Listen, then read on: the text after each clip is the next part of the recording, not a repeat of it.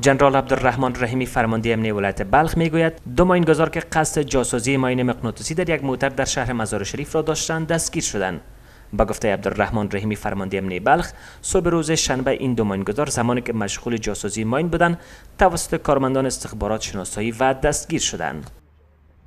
خوشبختانه دو نفر به اتهام ازی که هر کدام ازیا حمیدالله ولد سرور که اونو موتر زرد کرولا داشت و توسط ازی ماینها به شبکه شاری داخل می شد و شبکه شاری او را جایگذاری میکرد که در مورد شبکه ماینگذاریش خدایرام مشهور به مولوی عبدالرحیم که در پالویش استاد است و یکی از دکاندارای طب یونانی بگویم مواد یونانی می فروختن به او.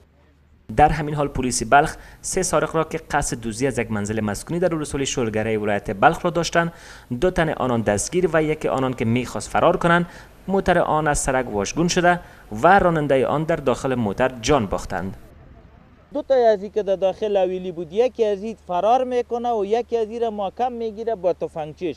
ای که فرار میکنه میره که در موتر سوار شوه. کسی که در موتر منتظرشان بود که 3 نفر بودن و او میخواه ای را با خود فرار بده. وقتی که وضعیت و تحرکات پلیس میبینه که کل جایا را گرفت، او دریور منتظر از این دیوالش هم نمیشه، حرکت میکنه مگروزه. زمانی که اینا پلیس ما فایر هوایی میکنه، درش میکنه، همه تو سر پلیس همایی میکنه و بالاخره پلیس مجبورن فایر میکنه.